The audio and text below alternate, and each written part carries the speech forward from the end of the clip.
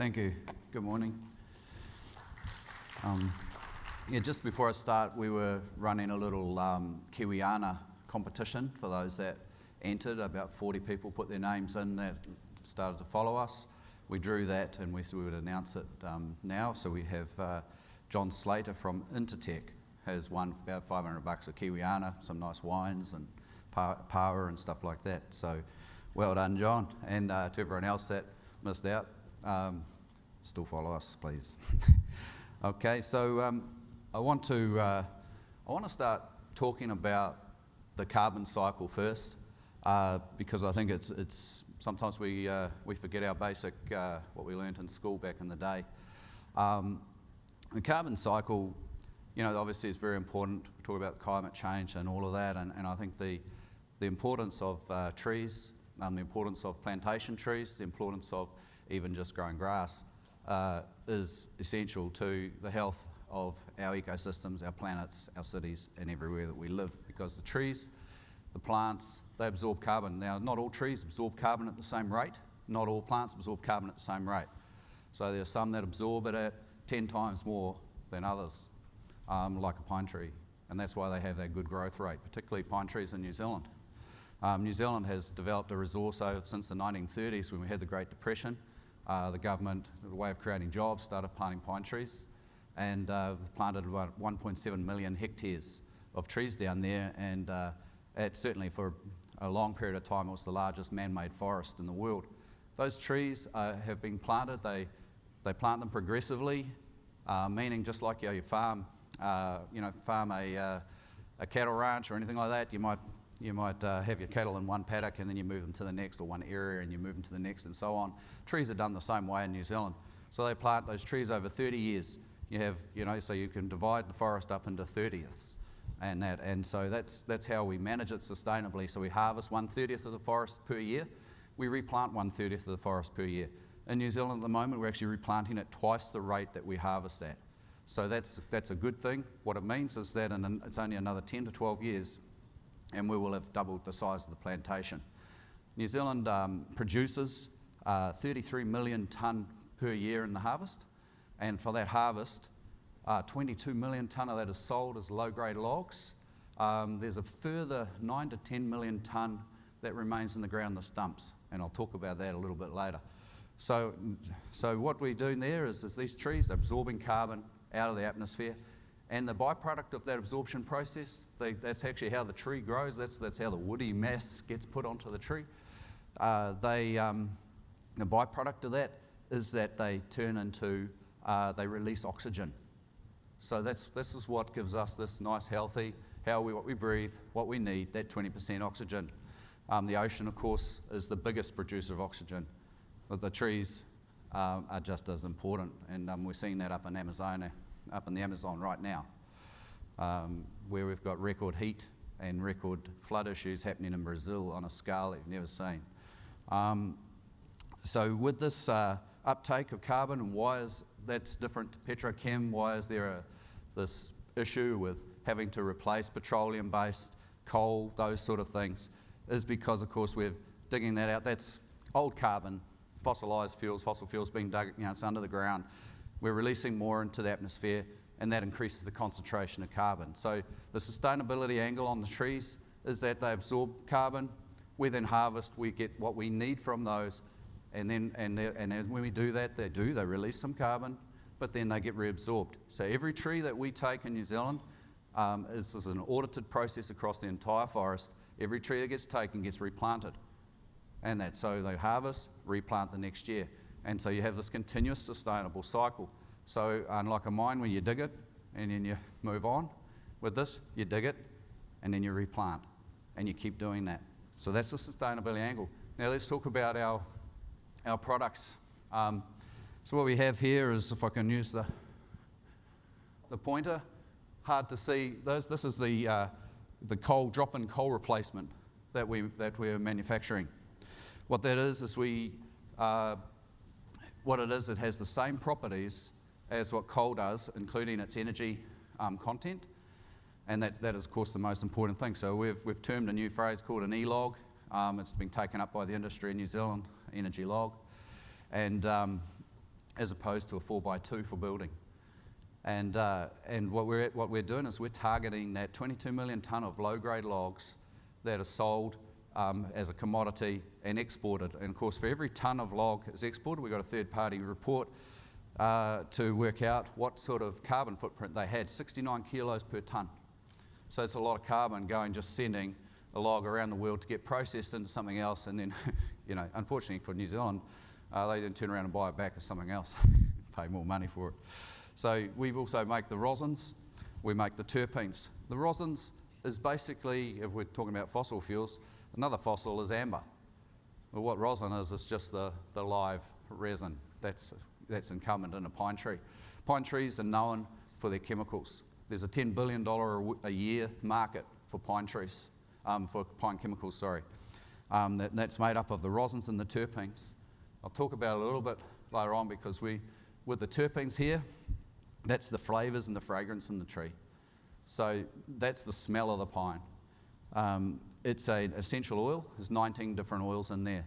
It can be converted into over 5,000 different compounds. If you go to the supermarket and you buy strawberry flavouring, chances are, or pineapple essence or vanilla essence, unless it says from the vanilla bean, it's probably come from a pine tree. It's probably come from someone I've sold to. So those rosins, they're also used in everyday. So think of sellotape, think of ships, paint, stuff.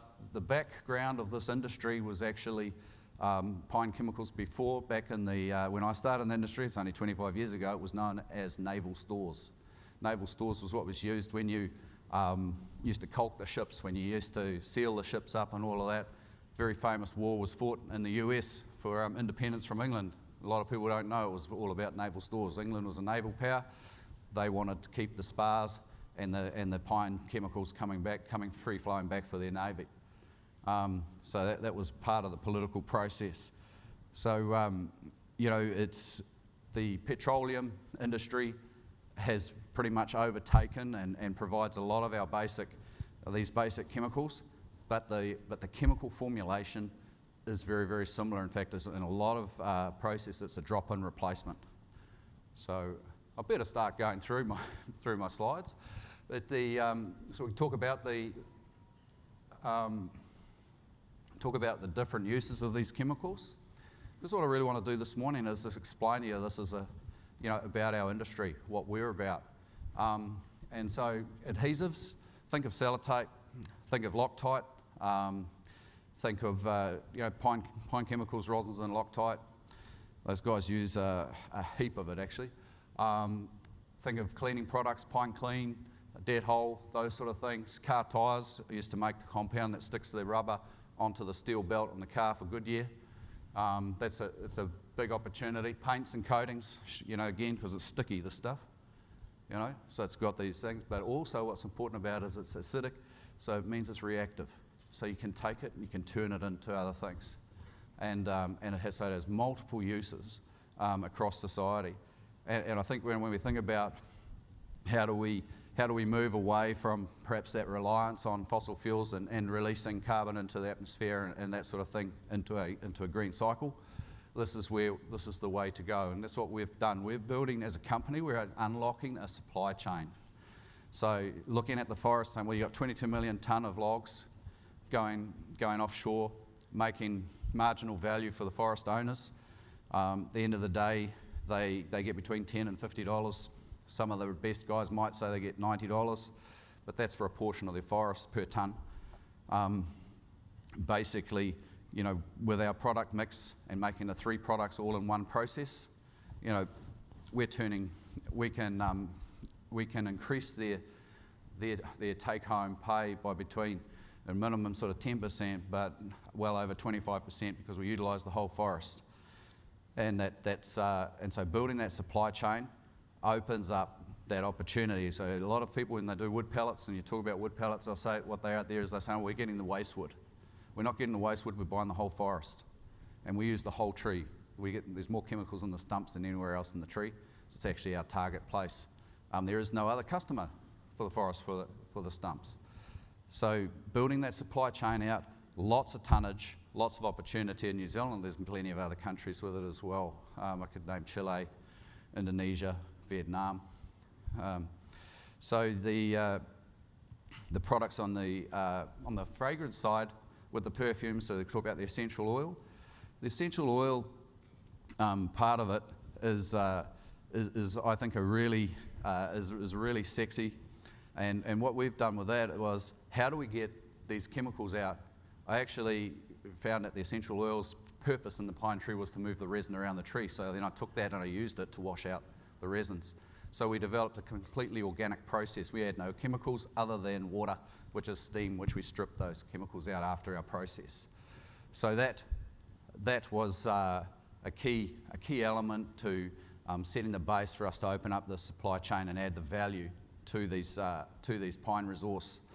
And so what we do is we bring the wood in, the whole tree comes in, and we reduce it in size down to my fingernail size, wash it in its own juice, pull out the resins, distill the resins, and then we desolventize, which means we strip out the essential oils from the wood, and then in that process, that's where we're using steam. It puts heat into it, and that heat, it becomes the drying source for the pelletization process. It provides most of the energy, and the rest of the energy comes when we do the black pellet process, where we actually strip out or cook out the volatile gases. And those volatile gases is basically the tree sugars, and we capture those and use those to provide the final heat in the process, and actually feed some of that heat back to the front cooking process. So by bringing these processes together, we've created a manufacturing process that gives us process efficiencies about 25, and that means that obviously we maximise our value. So what are we? We're a manufacturing company that's opening the supply chain and giving better value to the forestry growers. We have 2,000 forestry growers within 100 kilometres of our proposed site, and they're farming just over 600,000 hectares of pine, which is fully one third of the resource. Really, it's a really exciting opportunity, and I really want to invite people to follow us, to get on board, and to watch what we're going to do in this space. I think the other thing that I'd like to talk about when we're talking about the process and the wood pellets, the drop-in coal replacement. We've actually pre-sold all of our drop-in pellets for the next 12 years for the first production line. It's about $230 million order.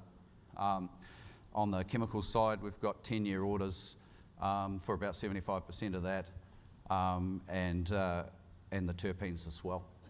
So what we've done is we've established a project that can be project fundable, and we are actually listed.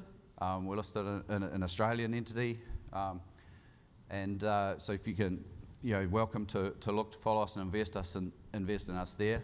But we're putting together project finance, and the process and the project for this first line's got about a 21% return on investment, and requires around 120 million to get it fully up and operational to meet those contract requirements.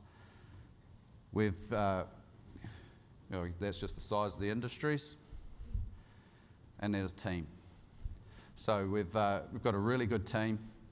All of these guys are absolutely committed and experienced, well over 100 years industry experience in there. So thank you very much. I could tell you about kick me off. Thank you. It was interesting.